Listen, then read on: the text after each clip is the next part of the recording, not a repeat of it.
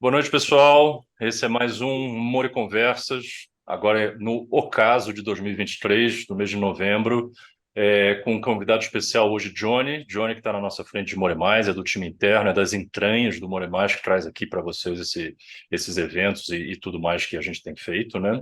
Johnny foi no Rio Innovation Week e como a gente sempre propõe aqui para quem que a gente envia nesses eventos de mercado, né? Que ele atuasse assim como um Prometeu e trouxesse o fogo do conhecimento para nós aqui, né? A custo de um fígado que virou comida de gavião, mas enfim, tudo bem, né? O importante são as informações que ele vai trazer para a gente. Então, Johnny, por favor, o microfone é seu, manda bala. Ótimo. Boa noite, pessoal. Tudo bem? Estão me escutando bem? Meu nome é Thiago, vulgo Johnny, ou seria Johnny, vulgo Thiago, né? Eu sou branco, tenho olhos verdes, cabelo loiro, óculos. Estou vestindo a camiseta que eu fui no evento para ficar fácil de vocês me identificarem. E ao fundo tem um fundo desfocado, mas tem as montanhas e morros cariocas aqui, que eu estou falando do Rio de Janeiro. É... Peraí, a minha colinha está diferente. Bom, a convite da Mori, esse ano eu participei do Rio Innovation Week. Eu pude assistir algumas palestras, né?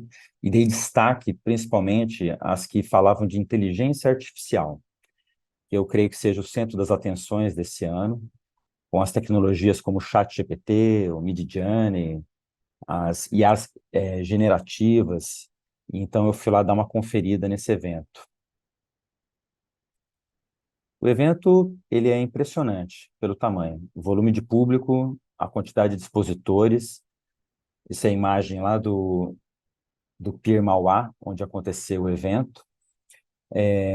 São veículos elétricos, muitos veículos de comunicação, muitas marcas patrocinadoras e uma presença crescente de robôs, muitos robôs de todos os tipos, que circulavam para os espaços. Esses, por exemplo, de quatro patas, eles ficavam buscando afaguinho das pessoas lá, era muito interessante, muito engraçado e também muito assustador. Me fez lembrar do Exterminador do Futuro, né? De tratar bem esses bichos, porque tu não sabe como que eles se revoltam.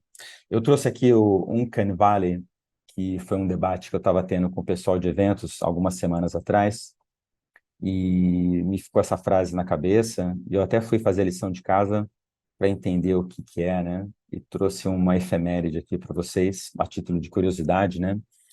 O Vale da Estranheza é esse momento onde tem uma curva onde a computação gráfica, a robótica, ela está dentro da realidade, onde o humano consegue distinguir aquilo como não natural, mas tem um momento que rola aquela estranheza, né? Tem esse paralelo, por exemplo, aqui com o animal empalhado, que é aquele momento que você sabe que o bicho já está distorcido. Aí tem uns exemplos aqui, o cadáver, prótese de mão, zumbi, onde se consegue essa distorção. Então, está vivenciando algumas das tecnologias robóticas lá, em algum ponto gerava estranheza, até mesmo a IA. Vamos lá. Quem cria IA? Eu cheguei a tempo de arrumar lugar sentado para assistir a primeira rodada de palestras. Eu digo isso porque mais tarde, no mesmo dia, outras agendas ficaram muito disputadas. Teve o caso do Mark Randolph, que é o fundador da Netflix, que ficou impossível assistir a palestra dele, e também da Xuxa, a rainha dos baixinhos que estava lá, e eu tive que ficar de fora. Não pude vir ela chegar de nave. A primeira palestra que eu vi foi uma apresentação do pesquisador Alexandre Melo Ferreira. Ele compartilhou os bastidores da Record.IA, que é o maior laboratório de inteligência artificial de uma universidade no Brasil, fica localizado em Campinas, em São Paulo. São 275 colaboradores em todo o mundo. Foi um papo que ele apresentava quais são as matérias, os temas que o laboratório, né, está envolvido. São pesquisas que abrangem desde a detecção de conteúdo sensível, como violência, pornografia, até aplicações da área de medicina, sistemas de biometria, testes científicos usados pela polícia e a ciência forense. Foi um papo rápido, mas foi assim uma introdução do que estava por vir. O papo seguinte explodiu minha cabeça, o tema era IA na mão. Quem apresentou esse tema foi o CEO do Grupo Templo, que hoje é uma referência em inovação e transformação cultural.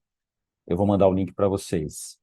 O nome do palestrante é o Herman Bessler, que ele discutiu o uso da ferramenta de inteligência artificial para aumentar a criatividade e a produtividade.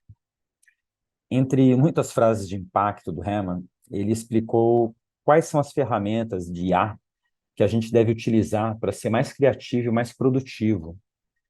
Logo no início, né, quando ele fez a introdução, ele traçou uma linha do tempo, do que seria a pré-história e a história da IA.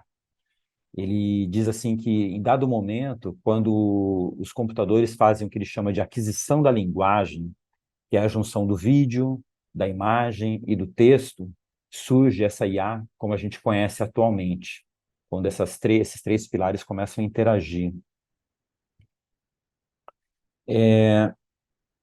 Ele ressaltou, desde o começo, né, o impacto da tecnologia e enfatizou a importância da curadoria de conteúdo gerado pela IA.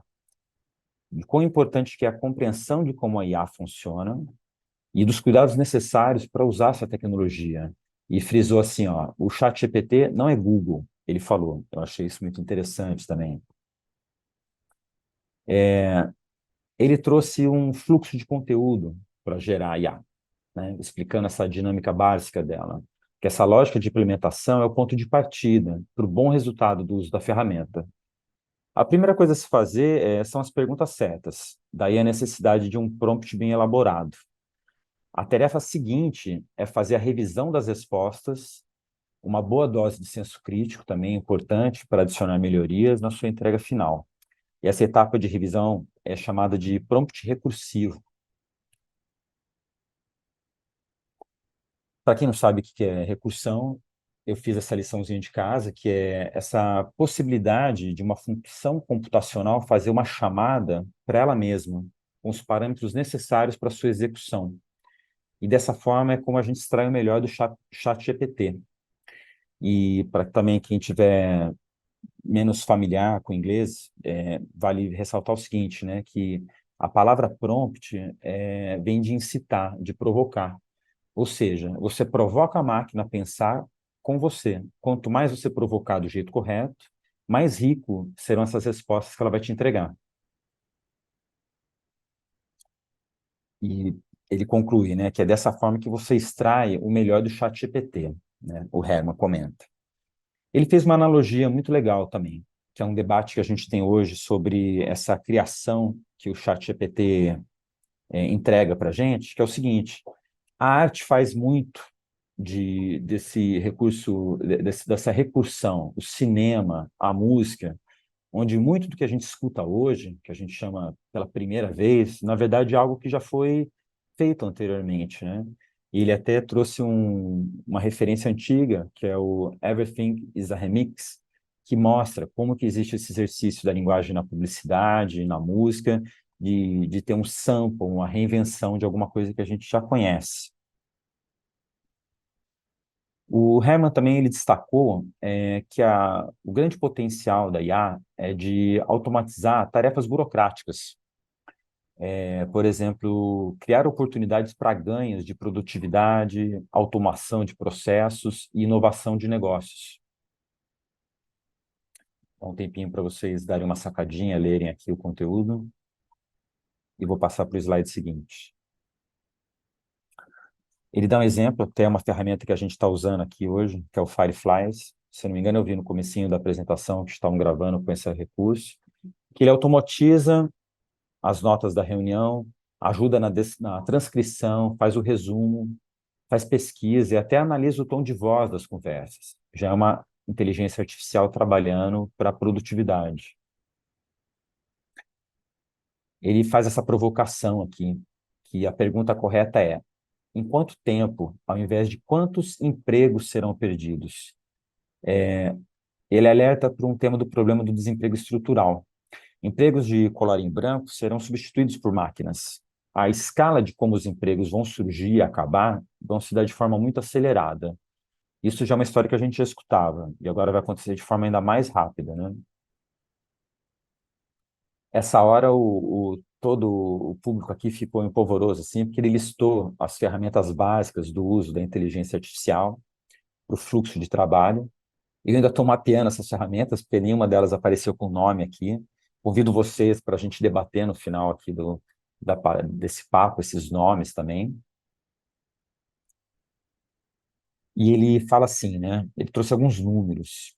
Ele fala que os empregos de qualidade serão destinados a pessoas criativas. E vai surgir um dilema, que não é possível fazer que, em dado momento, ou de um momento para o outro, sem treinamento ou soft skills, pessoas que hoje atuam de forma operacional se transformem em pessoas criativas. Então, ele aponta para os novos modelos de negócio, aumento de ROI, em relação aos modelos atuais, com a utilização da inteligência artificial.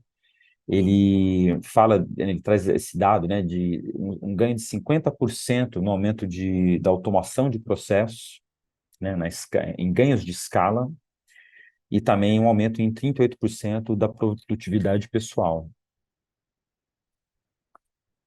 Ele fala assim: vale lembrar que as máquinas podem ser criativas, porém a inovação e a capacidade de ter novas ideias que gerem valor e inovação é uma qualidade humana. Isso ele permeou todo o discurso dele, o quão é importante a participação humana nessa hora. Eu tinha saído já baratinado da apresentação do Hammond, que foi muito interessante, os temas que ele trouxe, e pintou uma outra palestra que foi também muito legal, que ele fala assim, quais são os limites éticos e os impactos da inteligência artificial para o futuro da sociedade. Para esse debate, teve uma trinca incrível, que foi a Bianca Kremer, que é pesquisadora em direitos digitais, a Lígia Zottini, que é pesquisadora e pensadora de futuros, e o Zulu Anapuaca, que é um tecnologista, empreendedor e indígena, que de saída ele lançou uma braba já para toda a plateia que estava na plenária. Ele fala: quem vocês alimentam, que são as IAs, vão nos absorver. Ele traz uma reflexão contundente a partir de um ponto de vista histórico de um indígena sobre exploração cultural, expropriação territorial e questões das quais os povos originários padecem há mais de 5 séculos, desde a invasão dos europeus em território nacional. O Zulu Anapuaca, ele traz uma perspectiva única. Ele enfatiza a importância de proteger a cultura, os direitos dos povos indígenas em um cenário de avanços tecnológicos. Ele alerta para o potencial da IA perpetuar estereótipos e preconceitos, destacando a necessidade de um debate mais amplo, inclusivo sobre esse tema. Usar a tecnologia de maneira ética e responsável, observando que a IA pode ser usada tanto para o bem quanto para o mal, ele enfatiza a importância de ser um bom ancestral, criar um futuro com base na ética e no aprendizado do passado. Então, a ideia de construção de país, de distribuição das informações, ela também se coloca nesse momento onde a IA vai começar a se tornar presente como um ponto inicial, um ponto de partida para pensar de um jeito adequado esse futuro. Aí, essa ideia dele vai sendo corroborada pelas outras duas pessoas que estavam lá. Ele faz um apontamento também da questão da favelização da tecnologia, e a favelização da tecnologia onde o Estado não está presente. E faz um apontamento onde as autoridades brasileiras também elas estão longe do debate dos povos originários, por exemplo. A outra pessoa que estava lá, a outra palestrante, é a Zottini. Ela enfatiza a importância da alfabetização futura e do acesso da informação para garantir o bem-estar. Ela destacou a necessidade da proteção da soberania de dados. Ela fala da necessidade de desenvolver aspectos humanos para que as pessoas possam tomar decisões significativas num mundo cada vez mais impulsionado pelas IAs. Ela também destacou a absorção, isso eu achei muito interessante, a absorção biométrica feita pelas máquinas, que é chamado de biofeedback, que envolve a coleta de dados relacionada à visão, à fala, ao movimento e outros aspectos humanos. Ela levanta a preocupação de como que vai ser treinar esses equipamentos e como as informações desses equipamentos que ela vai coletar da gente, né, dos humanos, pode ser usada para manipular dados, ela estava vestindo aquele óculos novo da Ray-Ban, de inteligência, realidade aumentada. Então ela fala, se você vai ter um óculos com uma haste que vai estar te colocando um áudio no ouvido, trazendo imagens para você o tempo todo, se não tiver uma curadoria desse conteúdo, a gente vai estar consumindo qualquer conteúdo. Conteúdo internacional, conteúdo machista, misógino e assim por diante. A Bianca Kremer, ela discutiu os aspectos legais da IA. Ela destacou a importância de garantir direitos, responsabilidades, não apenas num contexto trabalhista, mas também constitucional, já que é um ponto de partida que está tendo da IA agora, né, que é uma novidade. Ela observa que o direito pode ser uma ferramenta poderosa, mas também pode ser usada para opressão. Ela enfatizou a importância de promover direitos e responsabilidades, especialmente um mercado movido por tecnologia e pela tecnologia. Construir uma sociedade que não apenas consome tecnologia estrangeira, mas também produz e protege o conteúdo nacional, especialmente em um contexto marcado por desigualdades raciais e de gênero.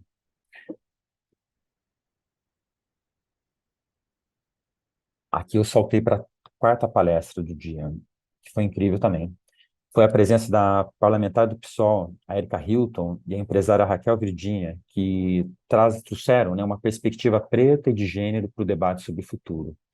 Ambas foram recebidas pelo público muito eufórico, assim, tratadas como celebridades. Vale lembrar que o público do Rio Innovation Week era predominantemente branco, né? E discutir privilégio branco se faz mais necessário na sociedade. Eu senti na cara das pessoas que estavam ali dentro da plateia. A presença dessas duas mulheres imediatamente me fez pensar na importância de abrir espaços democráticos para ampliar a voz de minorizados, que no caso dos pretos e mulheres, que são maioria nesse país, e discutir privilégios brancos na sociedade, a Erika Hilton destacou a resistência e a transformação da dor em luta, enquanto a Raquel Virginia enfatizou a importância de ter projetos no Brasil. A branquitude se expressa em uma repetição ao longo da história de lugares de privilégio assegurado para pessoas brancas, mantidos e transmitidos para novas gerações. O ambiente corporativo que vivemos é branco. Eu tenho poucos amigos pretos e faço uma crítica ao meu caráter também a respeito disso. A Erika Hilton, ela reforçou seu discurso potente, com críticas contra a lógica da branquitude hegemônica e excludente, dos governantes que legislam em causa própria, da extrema-direita, do fundamentalismo religioso, que insiste em querer retirar avanços alcançados. A gente sabe que isso também respinga na tecnologia. Falou sobre resistência, negritude, sobre transformar a dor em luta, deu exemplo da sua trajetória de vida, seguida de muitos aplausos da plateia. Foi muito emocionante. A cantora e compositora Raquel Virginia falou do seu momento atual. Como empreendedora, ela repetiu em diversos momentos a importância do país ter projetos e deixou um recado sobre acreditar, né, que se propor e a fazer entregas para esses trabalhos. Depois de elas trazerem esse contexto social, elas trouxeram um contexto de tecnologia. A Erika Hilton e a Raquel Virginia defendem a necessidade de legislação para combater fake news e uso responsável da ferramenta digital. Elas encorajaram a participação na política na plateia. Destacam que política é construída no cotidiano, não apenas por meio de cargos eletivos, por exemplo. A palestra chegou ao fim, muitos aplausos da plateia, muito assovio. Foi uma palestra bem tocante. Não dá para a gente separar design da vida pessoal da mesma maneira como não dá para separar design da política. Num cenário midiático cada vez mais polarizado, muitas pessoas dizem que ter liberdade para serem apolíticas ou para ficarem de fora da política, como se existisse uma terra mágica para onde fosse possível fugir, sem sofrer o peso da opressão, da violência, seria ótimo, mas infelizmente a gente sabe que não existe um lugar assim. Em muitos países, empregos na área de design pagam pouco e nem sequer estão disponíveis. Eu trouxe esse tema mais para próximo da gente aqui, né? Muitos designers têm como única alternativa trabalhar com publicidade. Nisso acabam numa posição esquisita entre seus ideais e necessidade de sobreviver. Parar de usar imagens racistas ou machistas, parar de tratar o modernismo da Europa Ocidental como uma linguagem visual neutra, não é ativismo. São passos necessários, rumo para uma prática mais responsável, uma sociedade mais ética. A gente trabalha para marca aqui, diversas marcas. Essas atendem pessoas usuárias. Não se trata apenas do design que criamos, mas também das decisões que a gente toma a respeito de estarmos indicando para outras pessoas clicarem, comerem, falarem, investirem, consumirem, e de como tratamos os nossos colegas humanos. Hoje a gente falou da inteligência artificial. Como que a gente vai tratar desses temas, né? Então temos que ser melhores do que as máquinas e moldar uma realidade política que habitamos. É isso, gente, meus amores. Essa foi minha participação no Rio Innovation Week de 2023. Eu saí energizado de lá. De quebra, ainda desfrutei um pôr do sol no Pier Mauá, com a vista para a cidade do Rio. Fica meu enorme agradecimento para a Moro, né, de me mandar para o evento. Encerro aqui minha apresentação, vou fechar ela aqui e vou abrir para o espaço para a gente debater. É isso, obrigado. Muito bem, Johnny. Ficou muito bom, hein? Gostei Gostou? do formato, gostei do jeito que ficou ótimo. Parabéns. Obrigado. É, eu queria saber se naquele lado de software você não descobriu quais são as funções que vão virar software. Eu estou ainda fazendo esse mapeamento. Tem Você usou muito de um ferramentas Google por dentro imagem, da. um logo ali, o que que você fez? Então, é, tem desde ferramentas de recursos que hoje estão no Acrobat Reader, no PDF, o Fireflies é um exemplo, é, o próprio Chat GPT, com a versão paga dele, ele oferece muitos recursos também. Eu estou fazendo esse levantamento. Aí, quando eu comentei lá, falei, gente, quem quiser também trazer, já vamos juntar. Aí a gente faz um mashup aqui, porque é, tem muita coisa. Eu fiz até um exercício de recortar os ícones e colocar dentro do Google Images para ver se me facilita, ajuda. Então, exato. É, fiz várias coisas assim, ainda não estou com todas as respostas, mas a gente pode fazer até um 2.0 aqui da nossa apresentação, debatendo todos esses temas que eu encontrei lá. É, bacana. Mas muito bom, parabéns. Obrigado. Não sei se alguém tem alguma pergunta especificamente sobre o Eu que queria você. saber só se você vai compartilhar o material depois, Compartilhe, claro. por favor. Ótimo. Lembrando que vai também ficar no YouTube, né? A gente sobe lá, onde ficaram todos os eventos. Johnny ganhará o mundo agora, né? Daisy, levantou a mão? Diga, Daisy. Sim. Primeiro, muito legal, Johnny, valeu por compartilhar aí. É, não sei bem se é uma pergunta, eu só fiquei pensando muitos pensamentos. Quando a gente fala de contexto Brasil, né, num país que, pô, a gente tem um nível de alfabetização baixo, a gente está nessa bolha de tecnologia, mas o país não é isso. E o quanto, pensando em Brasil, a IA ela vai ser includente ou excludente, sabe? Que muita gente não vai ter o acesso ou até o entendimento, do que isso significa, sabe? Você está trazendo como fala, uma afirmação, né? É uma dúvida, eu nem sei, É, assim, é o que eu então, falei, não consegui evitar de pensar no nosso contexto, sabe? sim. Nessa terceira palestra, ficou muito claro essa preocupação das três pessoas que estavam lá, a respeito de como fazer a construção, já somada a todas as questões históricas que a gente tem, uma que você falou Uhum, aí de educação, tem outras, né, também, sim, sociais. Então, se a gente está criando algo realmente novo, é por isso que em dado momento é falado até que a IA devia estar sendo adicionada na legislação. Mas a gente uhum, sabe, eu faço uma reflexão pessoal assim, se para muitas coisas jurídicas, né, para muitas questões jurídicas leva tanto tempo para tomar decisões, para abrir precedentes, imagina para a tecnologia que, a exemplo do palestrante anterior, que foi o Herman, que ele fala que as coisas vão mudar a cada 6 meses, como que a gente vai acompanhar sim, isso também, né? uhum. É mais um problema talvez que se arraste, né? Onde era para criar uma solução, talvez. Sim, a gente já teve essa questão da legislação brasileira que é regulamentar algumas coisas, algumas ferramentas, e a gente viu como as duas coisas ainda não conseguem conversar, né? Exato. Mas valeu. Obrigadão. Obrigado, obrigado a você. Mas e a gente, Johnny? Nós somos os próximos a ficar sem emprego? Essa é a pergunta. Então, do ponto de vista do Herman, ele fala que a gente é criativo. Então pronto. Então tá bom. Então, Não, criativo tem passe livre. tem Maravilha. passe livre. Pronto. Aí sim. Gostei de ver. Bom, alguém tem mais alguma pergunta? Acho que não. Se alguém tiver depois, é só mandar um e-mail, mandar uma mensagem para o Johnny, a gente encaminha ou manda diretamente para ele no Discord, que a gente vai falando. Eu acho que esse é um tema que é difícil de esgotar, na verdade, né? Vieram muitas provocações. Achei muito interessante a forma que você trouxe o reporte disso tudo, né? A visão de cada um. Achei muito enriquecedor para a visão total do assunto.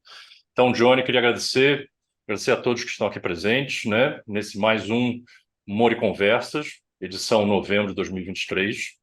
E ainda, provavelmente, ainda teremos mais duas esse mês, focados na consciência no mês da consciência negra, né? Que serão feitos por Carmen e Esther, serão na próxima quinta e na outra, até ainda em novembro.